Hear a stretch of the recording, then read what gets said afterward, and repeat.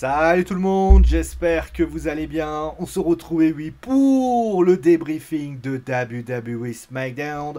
J'en profite bien évidemment pour vous prévenir, pour vous annoncer même qu'il n'y aura pas qu'un seul débriefing, mais deux débriefings ce soir, puisque oui, vous allez recevoir à l'instant WWE SmackDown, le débriefing avec le show, avec Roman Reigns, avec tout ça. On y reviendra bien sûr en long, en large et en travers. Mais vous allez avoir également Death Before Dishonored, avec bien évidemment le show de la Ring of the North, le pay-per-view de la Ring of the North. C'est la première fois, bien sûr, que vous allez recevoir ça sur Wrestling Football. Et bien sûr, on va regarder ça, on va regarder tous les vainqueurs, tous les gagnants. En tout cas, je suis très très content de vous proposer ce show, pour ainsi dire. Mais pour l'instant, eh bien, nous sommes sur WWE SmackDown, le show qui se trouvait bien sûr sur FS1. Oui, je dis SmackDown et pas SmackDown. Alors, c'est pas la peine de me détruire. Oui, j'ai un accent de merde et tout simplement, c'est comme ça. Bon, allez, on va commencer tout de suite avec le vif du sujet. Alors, je raconte une petite anecdote quand même. Mon micro s'est éteint tout seul. Voilà, donc je précise quand même que si mon micro s'éteint, c'est la faute à la régie. Voilà, tout simplement. Bon, allez, on va commencer tout de suite avec le premier match de la soirée. C'était le match entre Santos Escobar et... c'est pas Santos Escobar, bien sûr. C'est Rey Mysterio qui remporte le match avec... Donc, il y avait Cameron, il y avait Sheamus et il y avait LA Knight. Donc, voilà. Donc, j'ai envie de dire... Je suis déçu. Alors, je suis déçu et pas déçu. Le match en lui-même est bien. Ça, on va commencer tout de suite par ça. Le match en lui-même est bien. Il y a le West Coast Pop de Rey Mysterio est quand même assez unique. J'ai quand même bien aimé. Maintenant, j'ai un problème. C'est la victoire de Rey Mysterio. Alors, je comprends la victoire de Rey Mysterio. C'est pour ça d'ailleurs que je suis content et pas content à la fois. Mais je suis, comme qui dirait, un peu échaudé par la victoire de Rey Mysterio parce que forcément, tout le monde visait LA Knight. Je suis pas content parce que Rey Mysterio, c'est un vétéran. Et à la limite... Si t'avais envie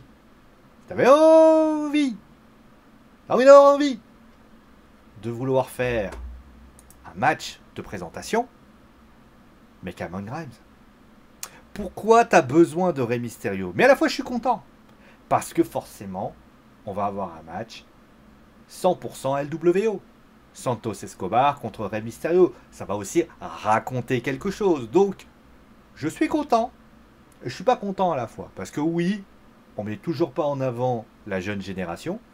Mais je suis content à la fois parce que finalement, voilà. Après, pour ce qui s'agit d'LA Knight, il est pas là au enfin, il sera peut-être là au SummerSlam pour d'autres façons. Mais étant donné qu'Austin Theory, a priori, ne devrait pas défendre sa ceinture au SummerSlam, je vois pas l'intérêt au final de le mettre. Voilà. Voilà pour ce qui s'agit de ce match. On passe maintenant au second match qui était excellent. Voilà, Charlotte Flair contre Io Sky. Très bon match entre les deux jeunes femmes. Alors, on va revenir après sur le reste avec Bayley, avec tout ça. Mais franchement, j'ai surkiffé cette rencontre avec Io Sky qui a été incroyable, encore une fois. Incroyable de... J'adore Io Sky. D'ailleurs, je comprends même pas pourquoi on l'appelle Io Sky alors qu'on devrait l'appeler Io Shirai, mais bon, pourquoi pas. Je ne sais pas si elle réussira à être championne. Ça, c'est la grande question que tout le monde se pose. Mais il y a une chose que je sais, c'est que cette jeune fille a un talent en elle qui est au-delà du réalisme, de l'irréalisme. Charlotte, on la connaît, et j'ai envie de te dire qu'elle gagne contre Io Sky. D'ailleurs, Io Sky qui gagne, c'est normal parce qu'elle a un match contre Asuka. D'ailleurs, si elle ne gagne pas, Asuka, à un moment donné, elle ne peut pas faire ce qu'elle a fait. Donc voilà. Mais bon, en tout cas, le match en lui-même était très très bien. J'ai surkiffé cette rencontre. Et au final, on peut être ravi d'avoir eu une rencontre aussi de bonne qualité. Un petit mot sur Shotzi. Je vais pas trop m'y atteler dans le sens où ça reste une... On sent qu'il y a une nouvelle gimmick qui se prépare pour la petite Shotzi. Et vous savez quoi? J'attends de voir ce qui va s'y passer. En tout cas, je suis très curieux. Après cela, on a eu donc la victoire. Alors là, par contre, ça va commencer à gueuler. La victoire de Santos Escobar contre Austin Theory. Alors, je sais qu'il y a eu comment on appelle ça? Des cas positifs du Covid-19 qui s'est déterminé durant ces derniers temps. Très bien, il n'y a pas de problème. Il n'y a pas de problème. Mais là, tu viens de te spoiler le match de la semaine prochaine, tu t'en rends même pas compte en fait. Parce qu'en fait, mais comment, pourquoi? Je pose la question, hein. Pourquoi tu ferais un match entre Santos Escobar et Austin Theory, sachant que tu viens de le faire aujourd'hui? Le match en lui-même est bien. Mais en fait, ça serait un remake. Ça serait un remaster. Ce que tu as vu. Alors certes, tu vas peut-être avoir les Pretty Deadly qui vont venir. Tu vas peut-être avoir, comment il s'appelle, la LWO qui sera là. Mais même la LWO sera là, si c'est Rey Mysterio. Donc, à quoi bon? Et j'ai même très très peur que Rey Mysterio remporte cette ceinture. Parce que ça veut dire... Alors certes, on va me dire, oui, mais après, tu as LA Knight qui prend le relais. Mais j'espère... tu viens de te faire spoiler le match. Pourquoi t'es obligé de mettre ce match? T'as des cas de Covid, ok, j'ai bien compris. Mais Austin, il peut pas trouver quelqu'un d'autre? C'est pas possible? D'ailleurs, même j'aurais... Allez, on va continuer, tiens, on va parler de ce match aussi, ça, parce que ce match aussi, il m'a énervé. Dominic Mysterio contre Butch. Vous savez ce que j'aurais fait, moi? Vous savez ce que j'aurais fait? Allez, on va... Vous savez quoi?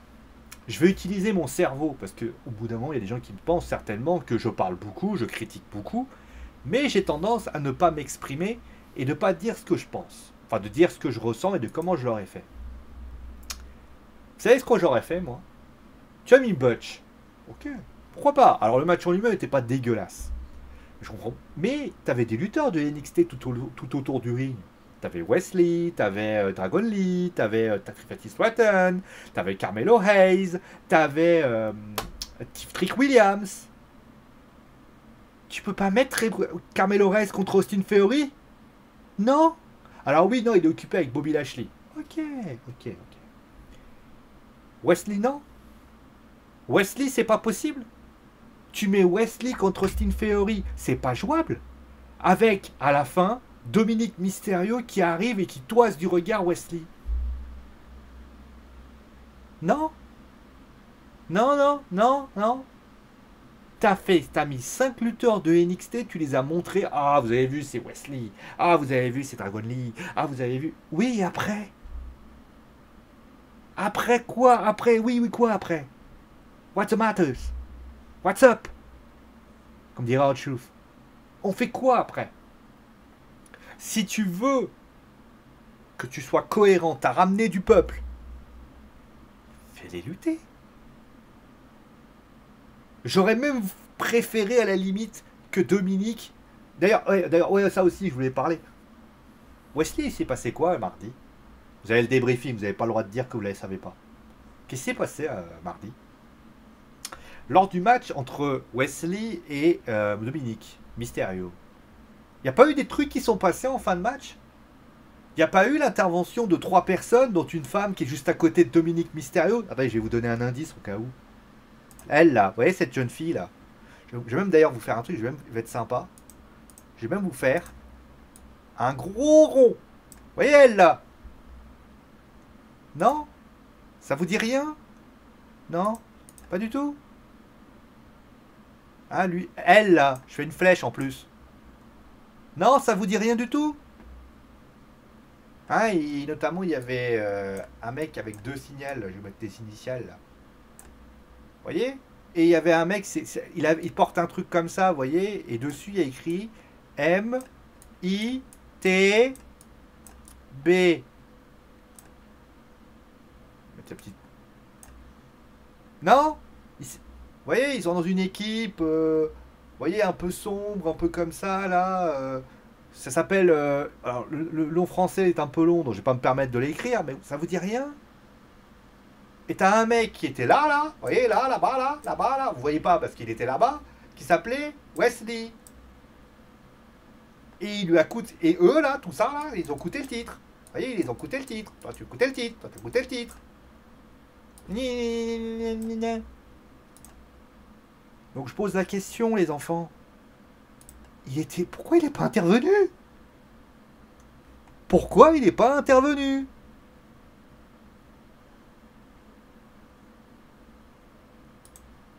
Ah non, mais il faut pas le faire perdre son titre. Je m'en bats les couilles, en fait.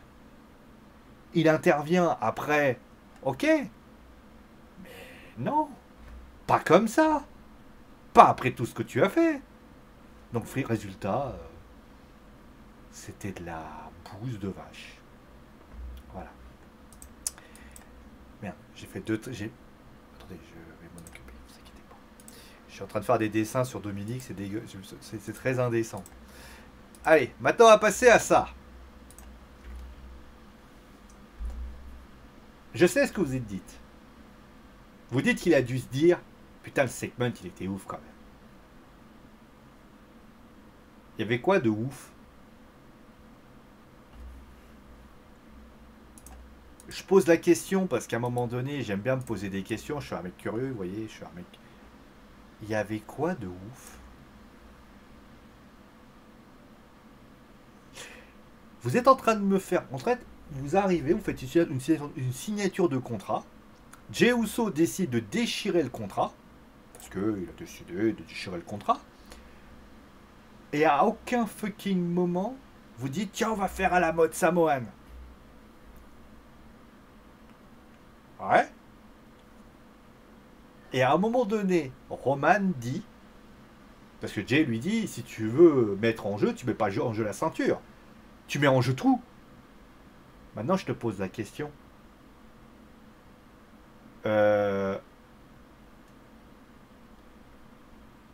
C'est tout? C'est tout? Le mec qui fait OK. Après ça, t'as Roman Reigns qui lui serre la papate. Les deux se serrent la main, lui mettent un petit coup front versus front.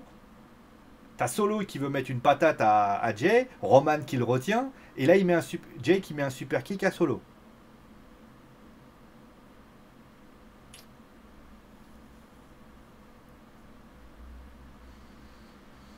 Non. C'est tout. Vous nous avez fait des segments de débiles de ouf, enfin de débiles, de malade mental, pardon, on va dire ça comme ça, où c'était incroyable. Et t'as que ça. Dans un moment où la culture samoane est la plus forte, tu déchires un contrat, tu dis ouais, Tribal le machin, Tribal Combat, nanani nananer. C'est tout. C'est tout ce que tu as à me proposer. C'est une blague? Alors il y en a qui vont dire ouais mais quand même, t'as vu, ils imposent. Ils ont imposé quoi? Les segments Roman Reigns, John Cena, Roman Reigns, Drew McIntyre ou d'autres ont été bien meilleurs. Là ils t'ont sorti des segments de dingue. Le segment il y a 2 semaines, il te déchirait.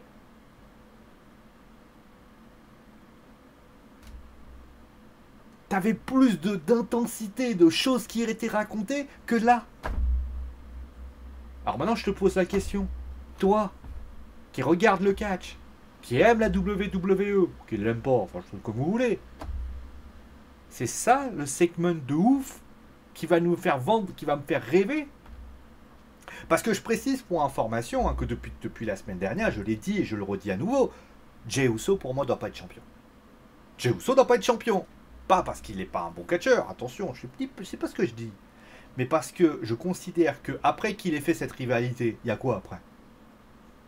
Qu'est-ce qu'il a autre chose à raconter? Là, ils veulent raconter une sorte de rivalité un peu perso, un côté un peu samoan. Vous savez, moi, je vais vous faire un truc. Je vais vous faire une petite fois parce que je sais que certainement certains vont me dire « Oh, mais qu'est-ce que t'as à proposer, toi ?»« Monsieur, je sais tout. » Alors déjà, je ne sais pas tout. Si je savais tout, je m'appellerais John Doe. Hein, pour les fans de la série, vous savez de quoi je parle. Mais concrètement, j'ai envie de vous dire, vous savez quoi? J'aurais fait un truc tout simple. J'aurais fait un truc samoan. Dans le sens où, excuse-moi, ils n'arrêtent pas de parler de culture samoane. Leur tatouage est samoan. Tout est samoan avec le rock, avec tout ça. À aucun moment, tu te dis pas, je vais faire une mise en scène samoane. Alors peut-être qu'ils n'ont pas pu le faire parce que finalement il y a Afa Isikai, il y a Rikishi, tout ça, ça pose des problèmes.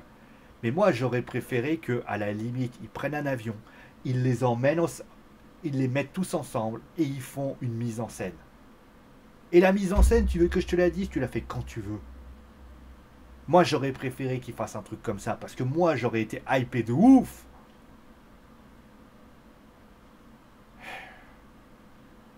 C'est ça qu'il faut faire. Cette mise en scène-là, avec le truc du Lail, etc. Tu le poses avec juste une ambiance samoane. Mais là, tu m'achètes tout de suite. C'est tout.